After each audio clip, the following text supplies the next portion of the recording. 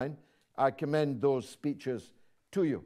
Dr. Matthew Alford is a university professor and was the parliamentary candidate for my own party, the Workers' Party of Britain, in the constituency of Bath, and we are proud of him. Professor, what would you like to say? Thanks, George, and I hope that your son has a speedy recovery from his broken arm. I was wondering if you, given that we have several new independent MPs who are pro-Gaza in Parliament and several new Green MPs in Parliament, how effective do you think these voices can be? And if you do have chance as well, I had a second question about you being I wonder how and why you've been maligned and misunderstood so badly over the years, if you do have time to comment on that secondary portion of the question. Thanks for that, Professor, Doctor. I take a stand. I can do no other. I express my stand, and I think I express it better than most anybody else. I'm hoping someone comes along soon to relieve me of that burden. Why was I expelled by Tony Blair over the Iraq War, when there were many other MPs who were also as vehemently opposed to the Iraq War as me? I like to think it's because my opposition to the Iraq War was more widely heard, was more persuasive, more eloquent, and absolutely irreconcilably opposed to those who were about to invade and occupy Iraq, while others were ready perhaps to temper their opposition. And I take a stand on things that the power is particularly vitally concerned about. And so my opposition matters. I'm not someone who's out campaigning on, you know, trans rights or hug a tree or animal welfare or any of a number of other things that can easily be accommodated by the power. I am campaigning on things that are of vital importance to the power, and if I'm opposing them well, that makes me a target, makes me, and you see the kind of useful idiots that we have, like the first guest this evening.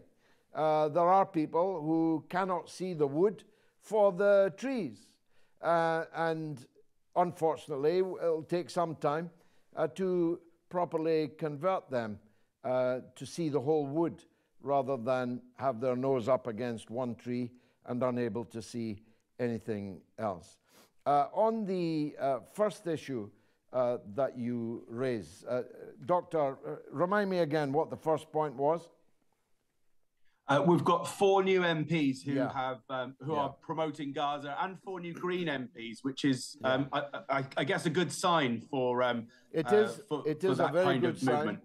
It is a very good sign, and our party got 210,194 votes, the largest ever vote for a left of Labour party in history, and I'm extremely proud of it, and you were one of those who contributed to that. So if you add the 5 that were elected, including Mr. Corbyn, to whom I'll turn in a minute, if you add the votes that we got, if you add the independent votes that didn't make it but nearly made it, got thousands of votes, came second, in some cases a close second, then it's evident that there was a mass electoral uprising in Britain. It didn't affect the overall outcome, but it did send a shockwave through the political establishment, the media establishment, that will not easily or quickly be forgotten, at least if I've got anything to do with it. Now, I called last night. Mr. Corbyn rang me on Saturday, and I had a very good conversation with him. And I called last night publicly for Mr. Corbyn to lead a people's front, a popular front, exactly like the one launched by Mr. Mélenchon, which won the French parliamentary elections yesterday. That's the kind of path down which we should travel. Mr. Corbyn is the best man to lead it.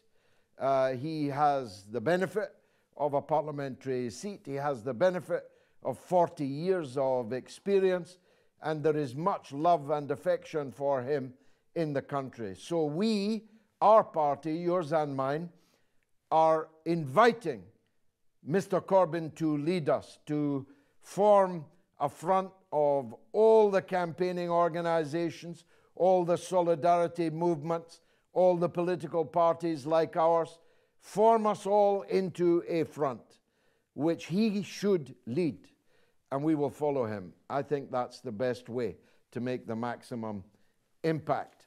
Nick Buckley, MBE, former Manchester mayoral candidate, is on the line from Manchester. Nick,